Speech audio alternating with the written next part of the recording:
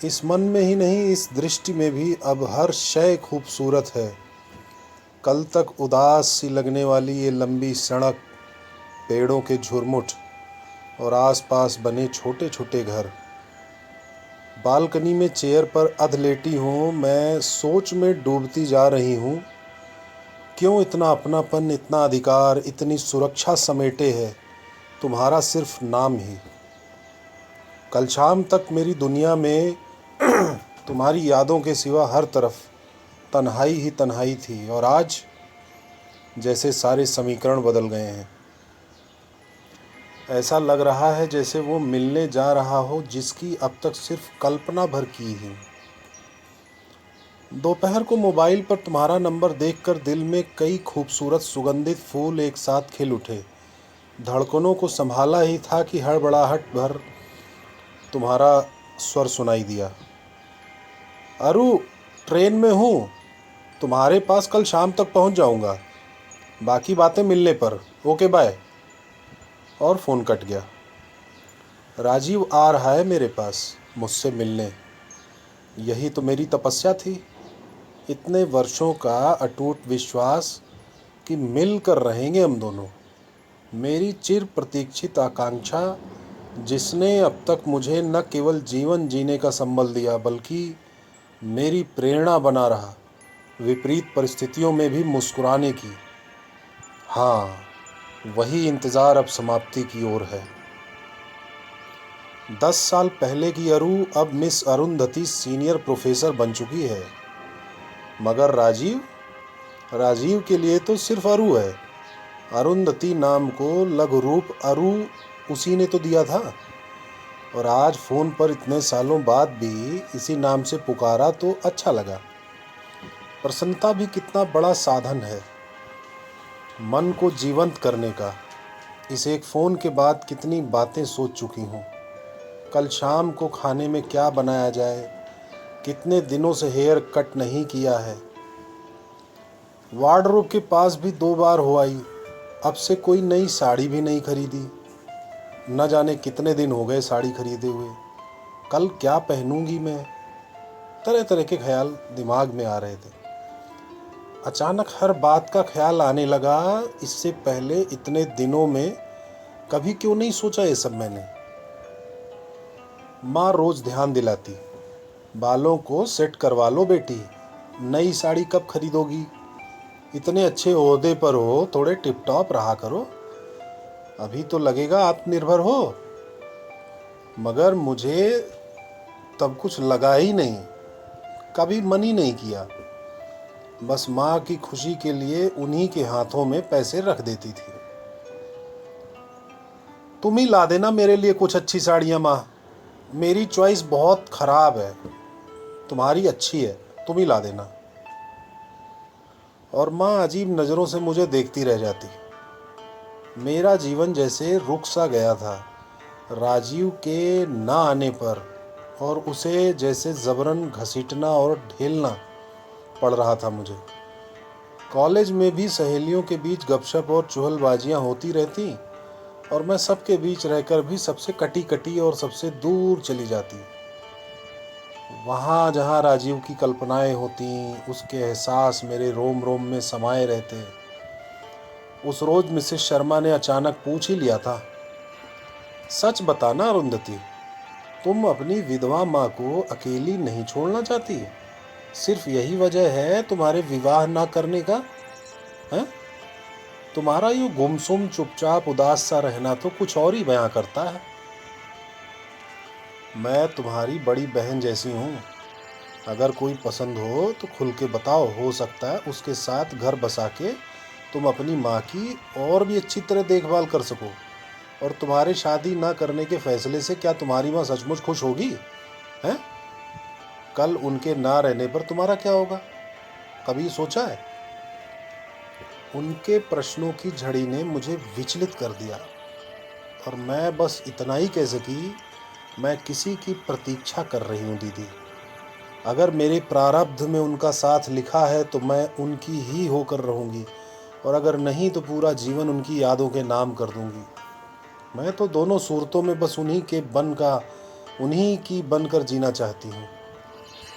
उन्हें हतप्रत सा छोड़कर मैं वहाँ से उठकर चली आई। जाने क्यों उन्हें सब कुछ बताने का मन कर रहा था, मगर जुबान साथ नहीं दे रही थी।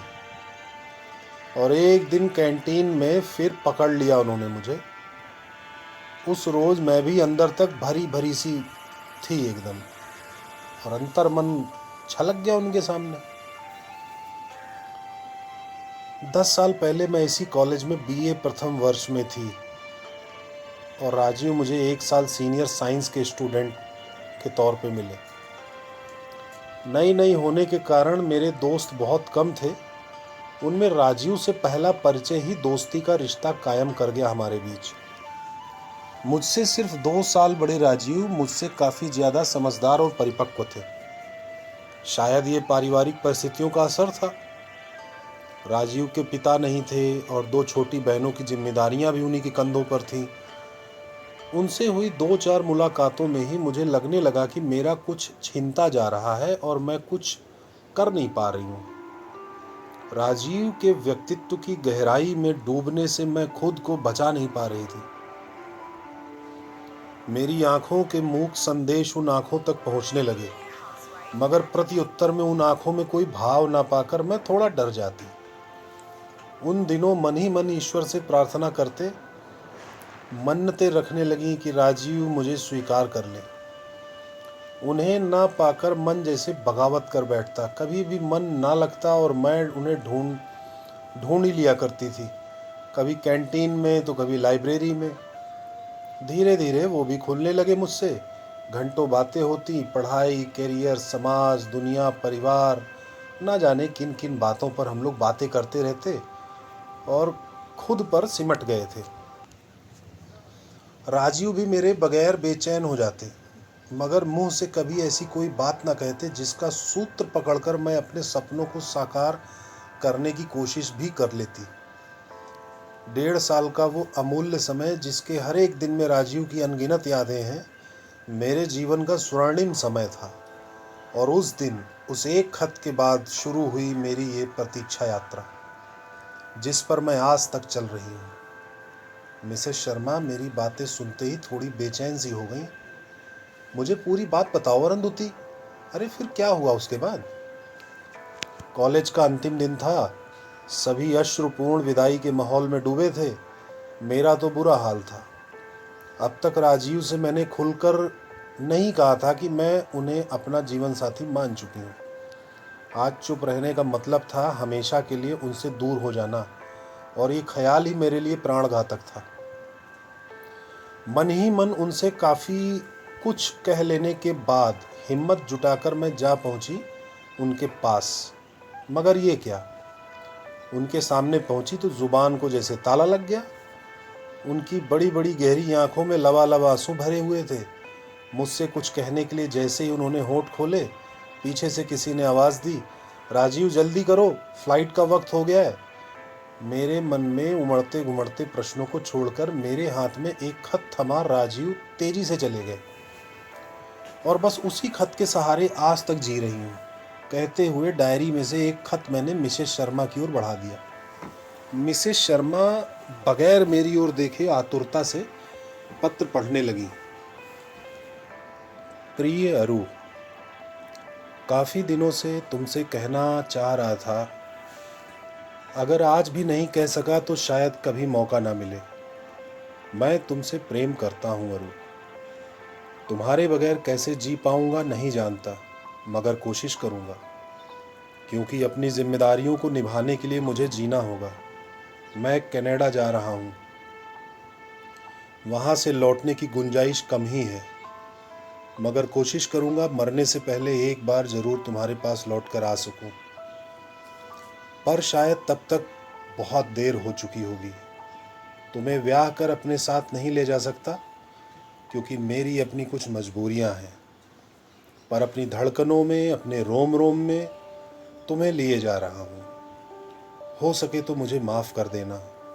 और हाँ अरु, मेरी प्रतीक्षा मत करना। ईश्वर करे तुम्हें मुझसे भी अधिक प्रेम करने वाला जीवन साथी मिले। सदैव तुम्हारा राजीव। खत को पढ़कर मिसेस शर्मा भरी आंखों को पोंछते हुए मेरी ओर देखने लगी। मैं खत पढ़कर बेतहाशा एयरपोर्ट भागी। वहां राजीव को देखा तो लगा कटे बेल की तरह लिपट जाऊं राजीव से, मगर आस पास का ख्याल करके रुक गई। प्लेन आ चुकी थी। मेरी और सजल नेत्रों से देखते हुए राजीव प्लेन में चढ़ गए। पीछे से मैं हाथ हिलाते हुए जोर से चिल्ला पड़ी, मैं तुम्हारी प्रतीक्षा करूंगी राजीव, सदैव तुम्हारी ही रहूंगी। मैंने भरे गले से कहा और खामोश हो गई। तभी मिसेस शर्मा ने मुझसे कहा, इतने सालों तक विदेश में रहकर क्या वो शख्स अब भी तुम्हारा होगा? हाँ, मुझे विश्वास है एक दिन वो अवश्य लौटेंगे। ये मेरी आस अब तक बंधी रहेगी जब तक मैं जिंदा हूं। मगर अरुंधति, ये तो कोरी भावुकता है ना। तुमने उस व्यक्ति के लिए अपना जीवन रोक रखा है जिससे तुम्हारा कोई सामाजिक रिश्ता नहीं है। मैंने उन्हें बीच में ही रोकते हुए कहा, मैं उन्हें अपना जीवन साथी मान चुकी हूँ, और क्या ये रिश्ता काफी नहीं है उनकी प्रतीक्षा करने के लिए? मिसेस शर्मा को निरुत्तर छोड़कर मैं घर लौट आई, और सप्ताह भर के बाद ही यह फोन मेरे जीवन की दिशा बदल गया। रात भर में कल्पना में राजीव से बातें करने लगी, और अगले दिन शाम को राजीव मेरे सामने था। हम दोनों ही खामोश थे। वक्त के अंतराल ने दोनों को बाहरी तौर पर बदला था, मगर भीतर वही जज्बात, वही झंझावात उमड़ घुमड़ रहे थे। उतरा उतरा पीला निस्तेज चेहरा लेकर के राजीव बस मुझे देखे जा रहा था। मैंने ही मौन तोड़ा। क्या किया इतने वर्षों तक राजीव? कर्तव्यों का निर्वाह। बहुत ही संक्षिप्त उत्तर। मैं कैसे संतुष्ट होती? अरे खुलकर बताओ ना राजीव, इतने सालों तक क्या किया तुमने? मेरी उत्सुकता देखकर हल्की मुस्कुराहट आ गई उनके चेहरे पर। विस्तार से मुझे बताने लगे राजीव। यहाँ पढ़ाई पूरी करते ही कनाडा से बुलावा आ गया। बड़ी कंपनी से जॉब ऑफर था। परिवार में मेरे अलावा कोई था नहीं। 2 बहनों की पढ़ाई लिखाई, शादी की जिम्मेदारी मेरे ऊपर ही थी। उसे पूरा करने के लिए बहुत पैसा चाहिए था। माँ की यही आस थी कि हम तीनों का घर बसा हुआ देख करके ही इस संसार से जाएं। मैं तब तक पूरी तरह तुमसे जुड़ चुका था, मगर इस फर्ज की जंग में तुम्हारे सपनों की बलि क्यों चढ़ाता? इसलिए जाते जाते कह गया तुमसे कि मेरी प्रतीक्षा मत करना। मगर तुम्हें मुक्त करके तो मैं खुद और भी गहरे बंधन में बंध गया। हर पल तुम्हारी याद सताती। खुद को इतना व्यस्त कर लिया कि तुम्हारा ख्याल ही ना आए। पर जो नस नस में लहू बनकर बह रहा हो, उस प्यार को भूल पाना कहाँ आसान होता है। मैंने देखा राजीव की आंखें भर आई थीं। हौले से मैंने पूछा, तो इस याद से छूटने का प्रयास क्यों नहीं किया राजीव? क्या दूसरी लड़की नहीं मिली इतने सालों में? जवाब में हंस दिया राजीव। हृदय विहीन व्यक्ति भी कहीं रिश्ते बनाता है अरु। मन तो तुम्हारे पास ही छूटा हुआ था। उस छूटे हुए मन को ही हासिल करने चला आया तुम्हारे पास। जब तुम्हारे ही कॉलेज की किसी मिसेस शर्मा ने मुझे फ़ोन पर बताया कि तुम आज भी मेरी प्रतीक्षा कर रही हो, तो मैं बेतहाशा भागा आया तुम्हारे पास अपनी ज़िंदगी दोबारा हासिल करने। अचानक खुशी के आवेश में राजीव ने मेरा हाथ पकड़ लिया, और मैं एकटक उसे निहारती रह गई। वो चेहरा जिसे दोबारा देखने की आस में मैंने 10 साल काटे थे, वो चेहरा सदा के लिए मेरे सामने था। एक बार फिर गंभीर होते हुए राजीव ने कहा, मगर तुमने इतनी कठोर प्रतीक्षा कैसे की अरु? जिस इंतज़ार में कोई वादा तक नहीं था, वो इंतज़ार तुमने किया कैसे? खुद को कैसे बचा कर रखा समाज से, लोगों से? क्या तुम्हारी माँ ने तुम पर शादी के लिए कोई दबाव नहीं डाला? मैं हौले से मुस्कुरा पड़ी। मन की शक्ति बहुत बड़ी ताकत होती है राजीव। मन ही मन तुम्हारे साथ 7 फेरों में बंधने से लेकर हर रस्म निभा चुकी थी, और फिर तुम्हारे ही शब्दों में मन की बिना कहीं और क्या रिश्ता जोड़ती। राजीव प्रसन्नता से अभिमान भरी नजरों से मेरी ओर एकटक निहारने लगे, तो मेरी पलकें स्वतः झुक गईं। राजीव का हाथ थामे मैं तेजी से घर की ओर चल पड़ी। पर आज ये लंबी सड़क उदास और सूनी सी नहीं, बल्कि बेहद खुश और खिली खिली सी लग रही है। बिल्कुल मेरी ही तरह।